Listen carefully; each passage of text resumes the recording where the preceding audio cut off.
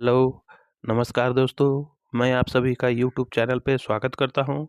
दोस्तों, आज हम लोग जिस शेयर के बारे में जानकारी लेना चाह रहे हैं, उस शेयर का सबसे पहले हम लोग बैलेंस शीट देखेंगे और बैलेंस शीट में हम लोग देखेंगे इक्विटी कैपिटल, फिर रिजर्व, उसके बाद में बोरोइंग।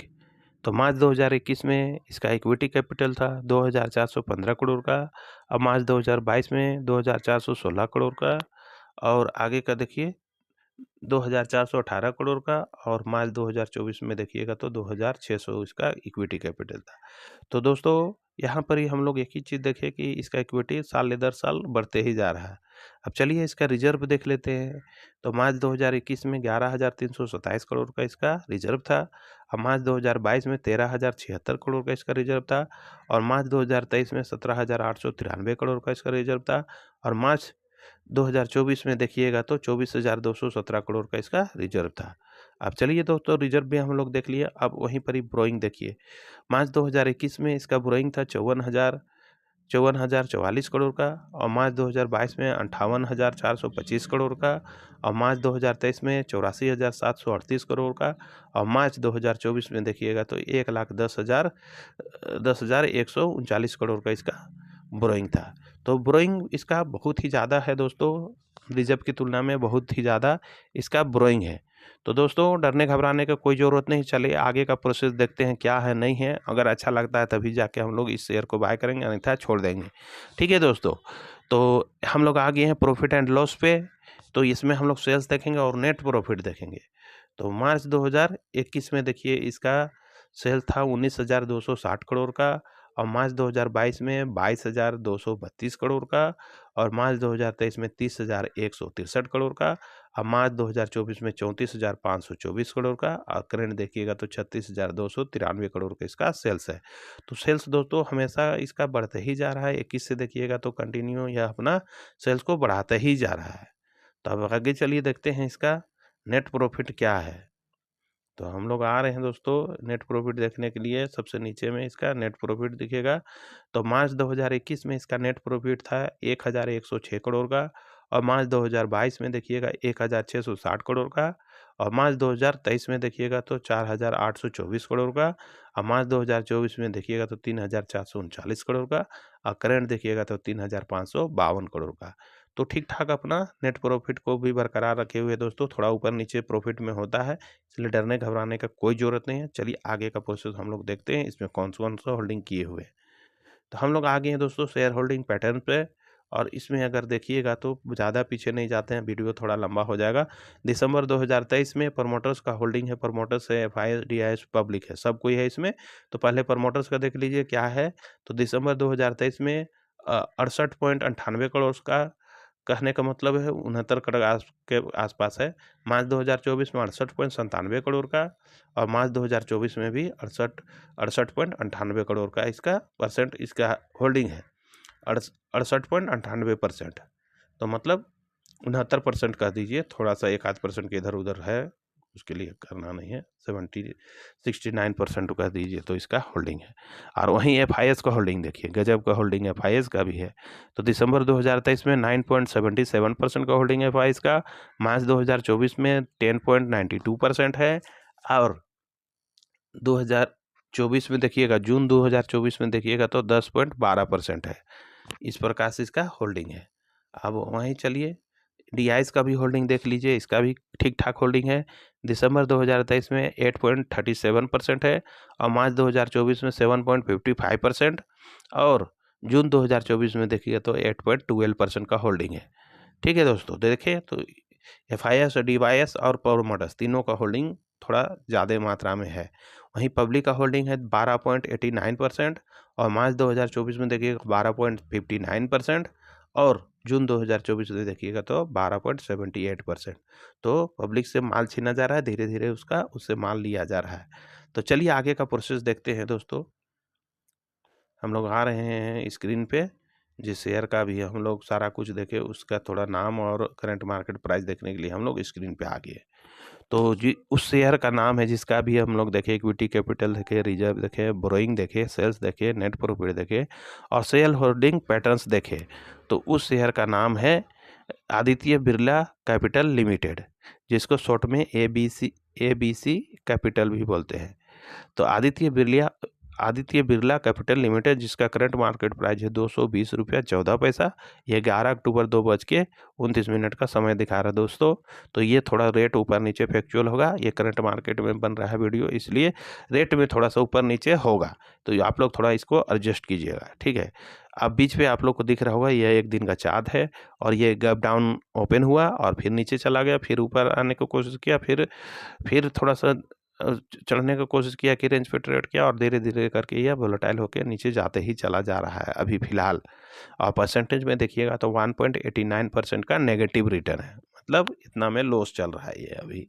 अगर 5 दिन का देखिएगा चार्ट, तो 5 दिन का चार्ट इस प्रकार से था, पहले ये ऊपर था, फिर नीचे आया, फिर थोड़ा सा ऊपर चढ़ने की कोशिश किया, फिर नीचे आगे के गिरा, फिर वहाँ से चढ़ने की कोशिश किया, लेकिन फिर थोड़ा सा नीचे आ गया, और फिर नीचे आके वहाँ से धीरे धीरे धीरे करके चढ़ने की कोशिश किया, लेकिन एक रेंज पे जाके धीरे धीरे फिर करके वोलेटाइल होके नीचे चला जाता ही जा गया और क्लोजिंग हो गया। अब परसेंटेज में देखिएगा तो -4.48% का नेगेटिव रिटर्न है।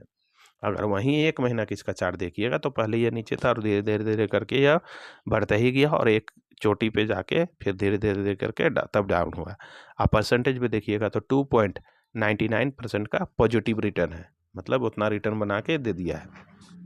वहीं 6 महीना का चार्ट देखिएगा तो इस प्रकार से इसका चार्ट था दोस्तों।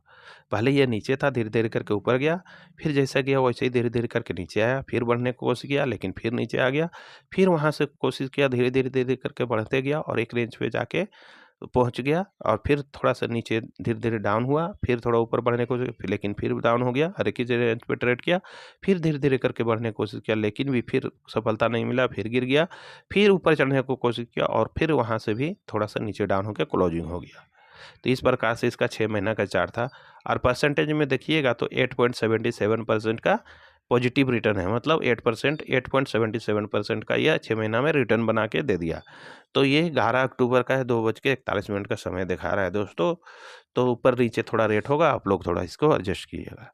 अगर मार्केट कैप देखिएगा तो इसका मार्केट कैप है 57.42 थाउजेंड करोड़। फिर से एक बार बोल रहा हूँ, इसका मार्केट कैप है 57.42 थाउजेंड करोड़, इसका मार्केट कैप है। हाई देखिएगा तो 224 रुपया 52 पैसा, और लो देखिएगा तो 219 रुपया 24 पैसा इसका लो है।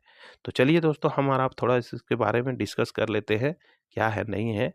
अभी हम लोग ने देखा आदित्य बिरला कैपिटल लिमिटेड, जिसका अभी हम लोग देखे इक्विटी कैपिटल तो धीरे धीरे बढ़ते ही जा रहा है, लेकिन यहाँ पर ही हम लोग को एक वीक पॉइंट मिला था, रिजर्व की तुलना में बोरोइंग ज़्यादा है। तो दोस्तों, ये जो कंपनी है आदित्य बिरला कैपिटल लिमिटेड, ये जो इन लोग का फाइनेंस का कंपनी है, तो ये लोग में ऐसा होता है कि जैसे अपना जो कैश रहता है उसको पब्लिक में ये लोग लोन वगैरह सब देते हैं, जिसके कारण से इन लोग का थोड़ा सा देखने से लगता है कि बहुत ज़्यादा इसका बोरोइंग है, लेकिन वैसा नहीं है दोस्तों। इन लोग का काम ही ऐसा है कि पैसा का लेन देन रहता है, जिसको लोन वगैरह सब बांटते हैं, तो वो सब वहाँ पैसा मतलब क्या कहें कि इन्वेस्ट किया हुआ रहता है, जिसके वजह से इन लोग का बोरिंग थोड़ा सा ज़्यादा शो करता है, लेकिन रिजर्व भी ठीक ठाक है, इसलिए डरने घबराने का कोई ज़रूरत नहीं है। सेल्स भी ठीक ठाक बढ़ रहा है, और नेट प्रॉफिट भी हम लोग जहाँ तक देखें तो कंटिन्यू है, धीरे धीरे अपना नेट प्रॉफिट बढ़ाते जा रहा है।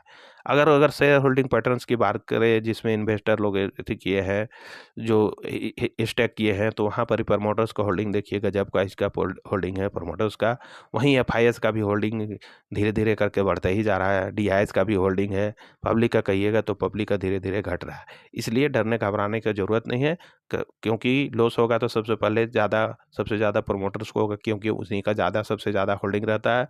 तब एफआईएस का होगा, फिर डीआईएस का होगा, तब यहाँ जाके मतलब हम लोग का आम जनों को होगा। इसलिए डरने घबराने का ज़रूरत नहीं है। आप लोग चाहे जब भी यह गिरावट मिले तो आप लोग अपने से रिसर्च करके, आंख बंद करके रिसर्च कर लीजिए पहले, उसके बाद में ही आंख बंद करके बाय कीजिएगा। अन्यथा किसी भी यूट्यूबर के कहने से कोई भी शेयर कदापि बाय ना करें। मैं और भी वीडियो में बोलता हूं कि किसी भी यूट्यूबर हो, चाहे कोई भी हो, लेकिन जब तक आप अपने से रिसर्च नहीं कर ले, अपने से ठोक बजा के नहीं देख ले, तब तक कदापि बाय ना करें।